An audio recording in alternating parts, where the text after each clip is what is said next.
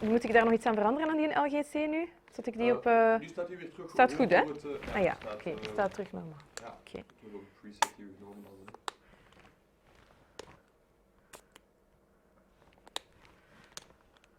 Ik weet niet hoeveel gel dat zij aan het tapijt heeft afgeveegd. Ah, ja. Dus voilà. We hebben ook genoeg gel. Ook, ja, want er zit nog iets, hè. Zo. Boom. Voilà. Okay. Here we see the right parasternal long axis 4-chamber view, left atrium, left ventricle. Here we see the mitral valve moving, right atrium, tricuspid valve, and the right ventricle. In this image, we can have a look at the movement of the heart, so the kinesis of the heart, to get an idea about the systolic function, and of course also chamber size. We can save a 2D loop so that we can measure the volume afterwards. Second thing that we can judge on this image is possible valvular insufficiency. So for this we use the color Doppler. We try to make the color sector big enough to have a look at the complete atrium, but not too big, because otherwise the quality of the signal will deteriorate. From this view, it's not completely clear. Every now and then there seems to be a little bit of mitral valve insufficiency, but it's not completely clear, so we'll have a look at the mitral valve also from the left apical image. Otherwise, the blue and red color is perfectly normal. We can do the same for the tricuspid valve. So have a look at the valve with the color Doppler. And for this valve, I will try to optimize the image a little bit more. We can actually see that there is a small or a mild tricuspid insufficiency that's not always present. So you see sometimes a very bright blue jet over here and also sometimes over there. So that is a mild tricuspid valve insufficiency. But in this case, it could still be physiological. Okay. In this image, we can actually also do an M-mode measurement for the left ventricular diameter and wall thickness. M-mode measurements of the left ventricle are actually taken in between at level of the papillary, at level of the chordae tendineae, so actually right in front of the papillary muscle. And here you can see the papillary muscle. So we can actually nicely guide our signal, and we know that we are actually at the right height in the ventricle to perform an M-mode. The only problem here in this case with this dog is that you get a lot of artifact from the chordae tendineae, and it's also difficult to remove the papillary muscle completely out of the image, so that might be sometimes a little bit tricky to get a nice view. As you can see, she's also moving a little bit.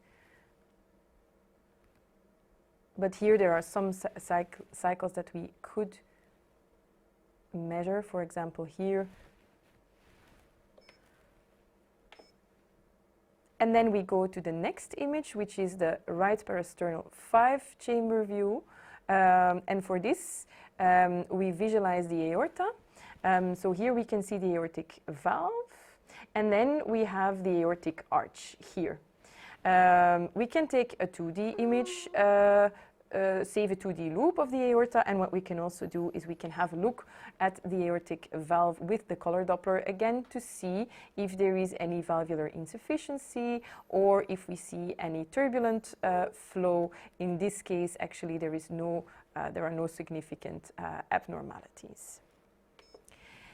Then we turn our probe, actually almost 90 degrees, and we go to the right parasternal short axis view. So actually make a view that is 90 degrees opposite from our long axis view.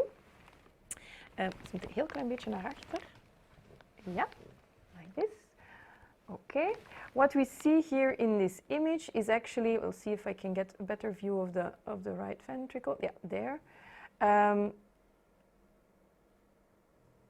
Is the left ventricle here with the two papillary muscles here and here, and then above it we see the right ventricle.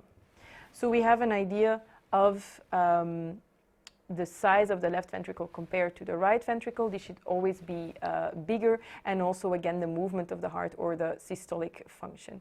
This is also an image where we usually take an M-mode measurement, so we try to be perpendicular to the septum when we place our cursor, and also perpendicular to the free wall, and we try to cut the heart in two equal parts when we do this measurement. There is a little bit of movement to the heart caused by the breathing in this dog, so we will take multiple cycles so we have a good measurement. Okay. Then we tilt our cable. It's a very small movement, a little bit up, and then we see actually here the mitral valve, which is actually moving like a fish mouth, let's say. So we can have a look at the mitral valve leaflets. And what we can also do is we can make an M-mode to have a look at the valvular movement. And here we see really nicely the movement of the mitral valve in two phases. Then we go to our heart base view. For that we lift the cable a little bit more, and we turn just a little bit. So here we are at the heart base view. What we see here in the middle is the aortic valve, and there we see the different valve leaflets. This is the left atrium, here is the left auricle, and then here we see the right atrium, there is the tricuspid valve, and then the right ventricular outflow tract, and that goes into the pulmonary artery. So first we focus a little bit on the aorta and the left atrium. What we do is we actually store a 2D image so that we can afterwards measure the ratio between the aorta and the left atrium here. So we focus on this part of the heart.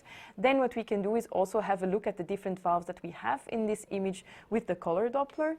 This means the aorta.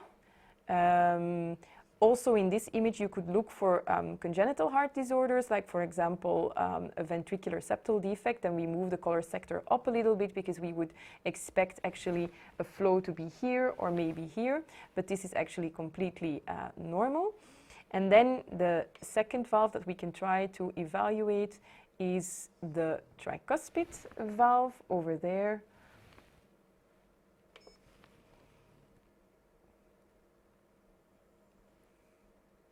There we are. Here, so it's also not visible in every cycle, but every now and then there is a small insufficiency that we could also see from the other side. And then the last valve that we can evaluate is the pulmonic valve, is located there. So we will also check that with the color Doppler. And there we see actually here a yellow reddish flame, and that is a pulmonic insufficiency, but it's a trace pulmonic insufficiency, and we see that a lot in healthy dogs, so it has no clinical significance. It's actually completely physiologic. And this is actually the only vessel where we can measure the velocity from this side. So what we do is we try to optimize a little bit the angle of the vessel. So we try to get our Doppler as straight in, or our post-wave Doppler cursor as straight in the vessel as we possibly can. So approximately like this. Also the heart is moving with the breathing. So, and there we have our pulmonary artery signal. So maybe repeat one more time. Even wachten tot ze uitademt, ja. Again, here we see the signal of the pulmonary artery velocity. Sometimes we see a signal above the baseline, and that is actually caused by the pulmonic insufficiency. Here and here, this is the pulmonic insufficiency. Also, what we can see here is the bifurcation of the pulmonary artery. So this is the right mean pulmonary artery, and then we have the left on this side. So these are the basic images that we make from the right parasternal view or window. There's one more image that we can make from the right side, and that's a subcostal image. For that, we actually look at the heart through the diaphragm. So we put our probe next to the xiphoid. First we press a little bit straight down, and then we lift we tilt the probe towards the head of the dog, and then we see the heart coming. Just need a little bit more gel. Left atrium, left ventricle, aorta, and here we have the right atrium. So this is a view that is used to try to measure the aortic velocity in a way that you get the cursor of the continuous wave Doppler better aligned to measure the maximal velocity as compared to the left apical view. So when you measure aortic velocity from the left apical view, you always have a little bit of a steeper angle than when you measure it from this view. So this is now the aortic velocity that we see here. So we have this velocity envelope, and then you see this bright line, and the bright line is actually caused by the closure of the aortic valve. So this is again the subcostal view where you can measure the aortic velocity.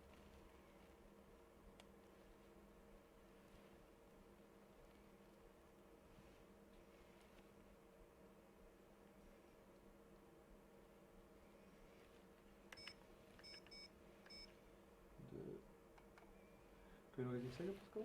Ja, hallo? Ja.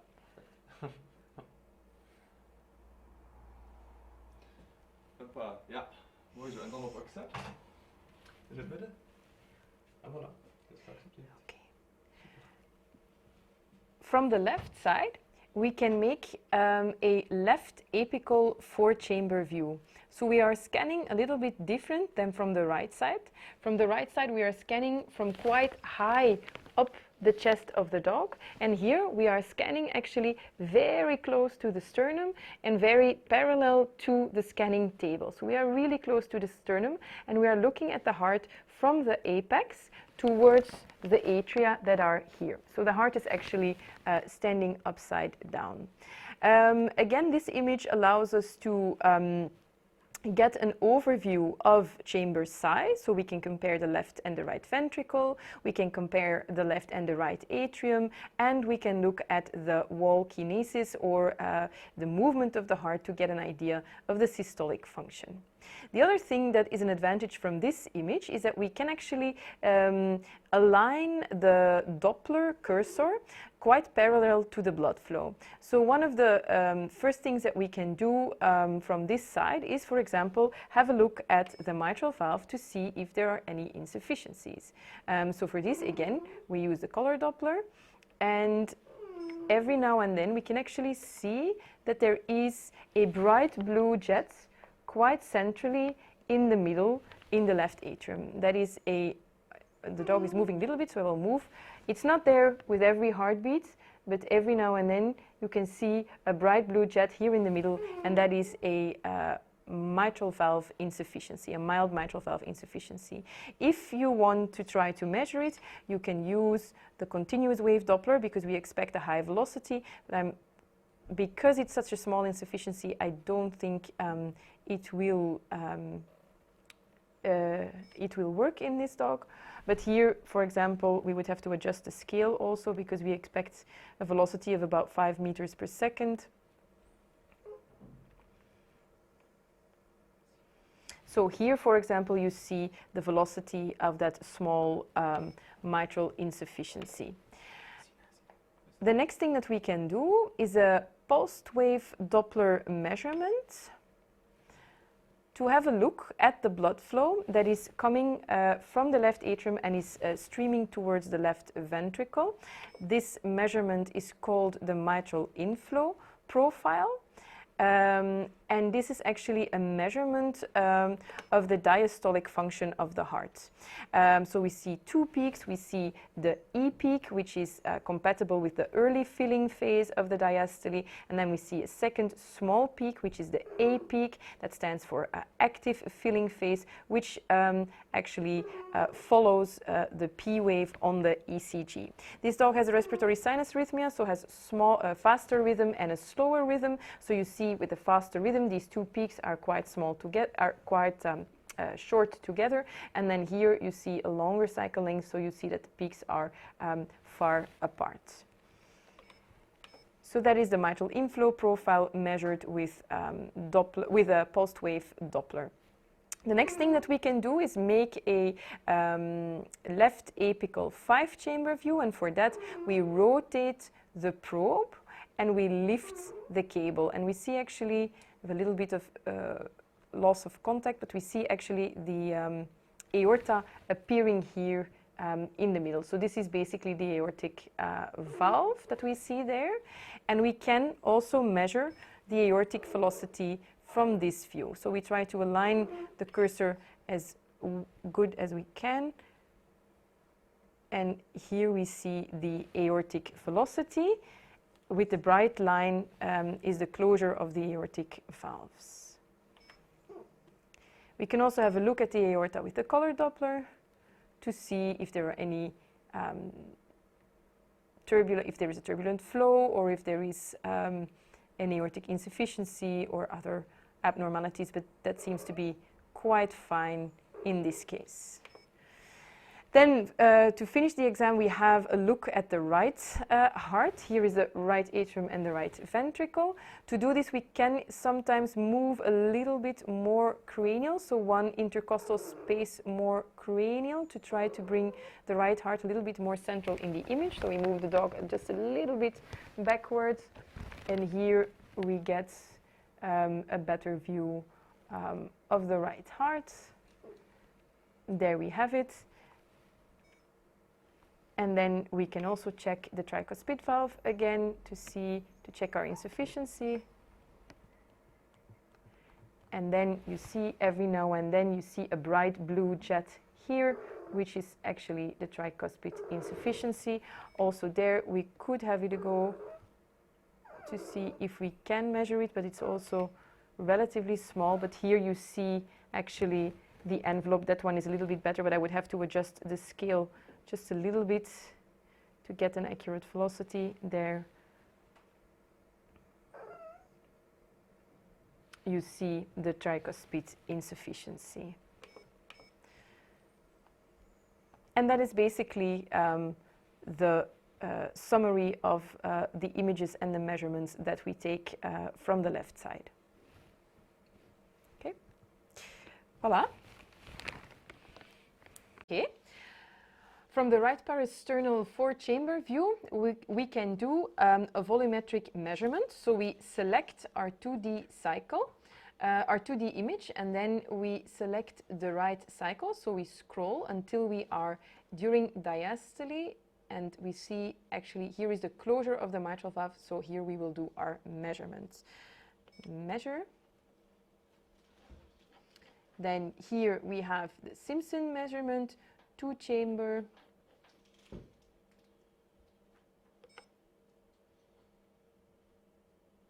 And we trace actually the endocardial border.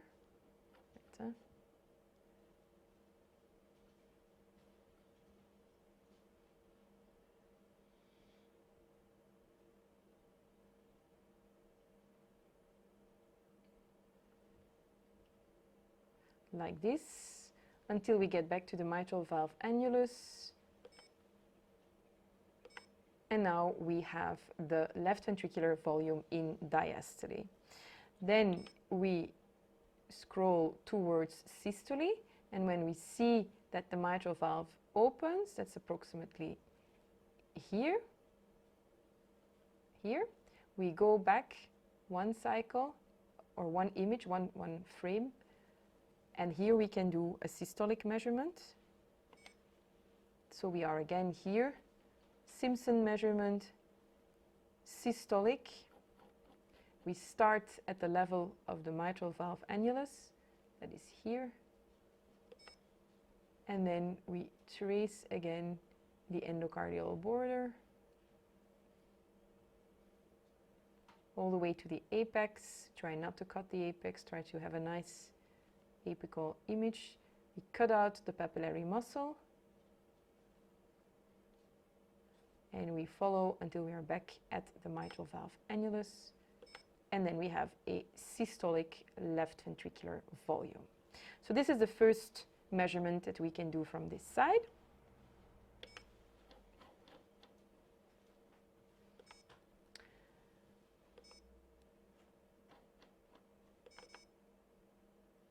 Here, wacht, hè, zit het terug bezig? Of, ja? Ah ja. Here we have our short axis view from the left ventricle, where we placed the M mode. So we can actually do an M mode measurement to get an idea of the wall thickness, left ventricular diameter in diastole and systole. So we select measure. Here we are at left ventricle short axis, and then we can start measuring. We align the cursor with our R wave. So here is the R wave of the QRS complex. And we try to measure leading edge to leading edge. That means that there usually is a bit of a white line here, and we stay on the outside of the line. And then we go down again. We see this white line. We stay again above the white line. Oei. Ah ja, nee, dat is de vijfde meting. Okay. Then the inner diameter of the left ventricle. Again, we stay above the white line. And then the free wall of the left ventricle, like this. And then we go to systole, again, above the white line. Here also. This is the septum in systole. Then we have the diameter of the left ventricle in systole, and then we have the left ventricular free wall thickness in systole. And we can repeat that for multiple cycles so that we have an average value. And the system will also calculate the fractional shortening. We see it, for example, here and here, which gives you an idea of, or is one parameter that you can use for the systolic function assessment. Another very important measurement that we will do is a measurement of the left atrial size. Wacht, hè. Ik wil zien. Ja, we gaan hier meten. Okay. So for measurement of the left atrial size, we will select our 2D loop that we made from the heart base view. And then we will scroll to the right position. So the right timing is actually after the closure of the aortic valve. So we scroll a little bit, and here we see actually that the aortic valve is nicely closed. Then we go to measurements, dimensions, LAAO, and then we actually measure the diameter of the aorta, followed by the diameter of the left atrium. And here immediately we see what the difficulty is with this measurement, because often the delineation of this side of the atrium is actually poorly delineated because you have one of the pulmonary veins that is coming in. So for that we always do an average of multiple measurements, and we try to actually find the optimal image to do multiple measurements. So for example, we could do the measurement again in this view.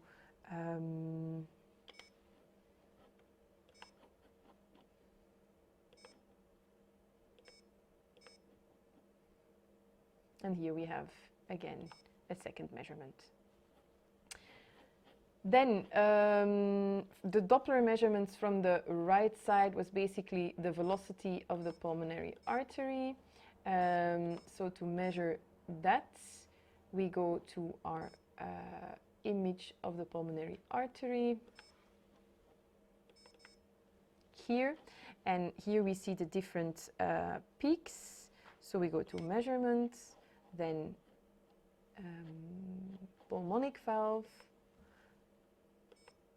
and then, for example, maximal velocity. This is a nice tracing, and then we actually measure here the velocity of across the pulmonary valve. That's basically what we do from the left side. There's one more measurement from the right side. There's one more measurement that we can do from the right side, and that is a long axis atrial diameter.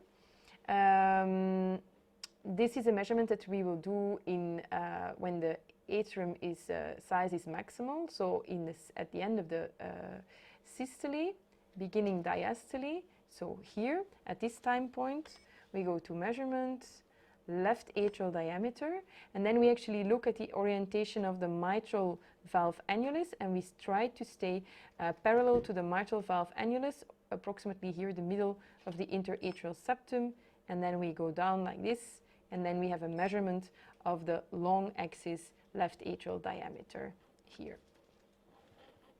Okay. Then we go to the left apical views. What we can do in the left apical view is also repeat the volumetric measurement. Oei, heb ik geen enkele opgeslagen? Ik heb precies geen enkel waar. Het is niet perfect, maar het is doenbaar. We zullen het zo doen. Wacht, hè. Ja, dat is beter. Zo. Also from the left apical view, we can do a volumetric measurement. So again, we go to our Simpson volume in diastole. So again, during diastole, in the time frame before opening of the mitral valve.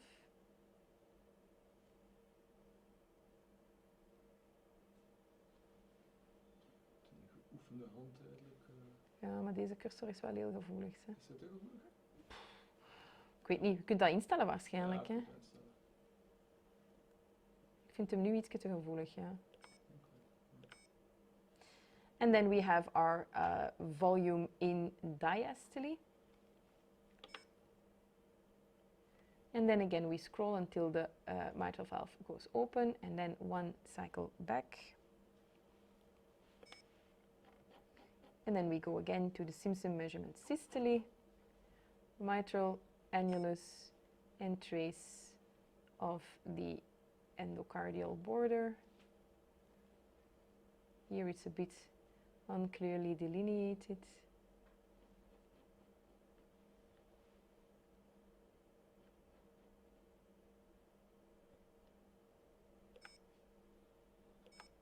And then we have a systolic volume and also an ejection fraction.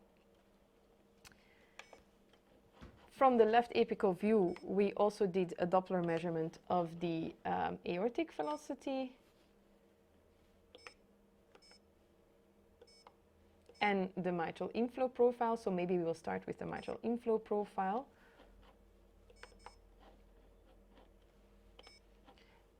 To the mitral valve, then we have here our mitral E velocity and mitral A velocity. So we start with the E velocity. We select a nice cycle, for example this one. The first wave during diastole will be the E wave. So you see here the ECG really comes in handy for the orientation.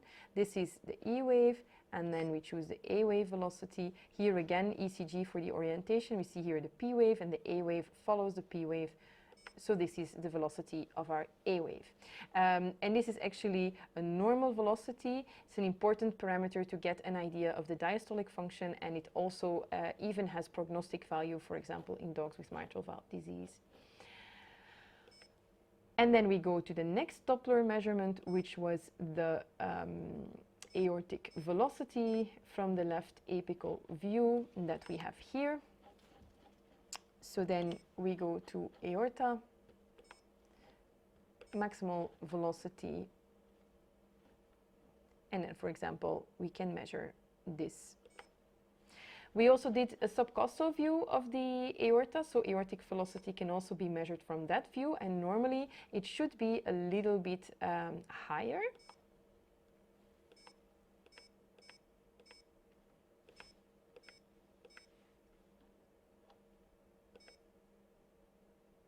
Here, for example.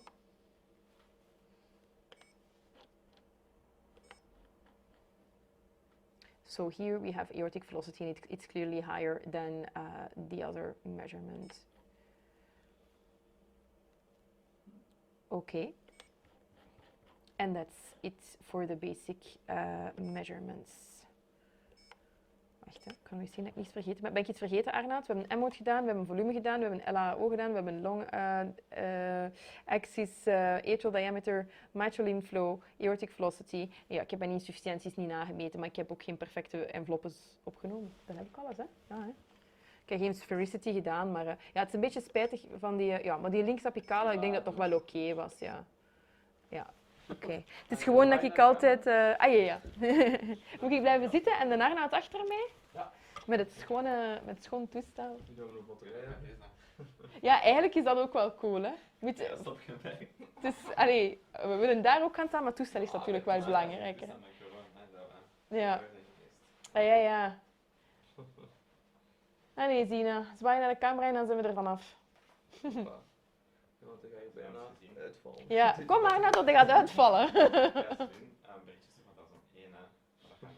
Wat? Was dat vandaag? Dat het dan morgen was? Oh, damn. Ik dacht dat dat morgen was. Ik heb dat gelijk morgen in mijn agenda staan. Merci. Wacht, zo. Zalig. Goed. Thanks, Arnoud. Thanks, Sina. Ah, nee, Ju, ik had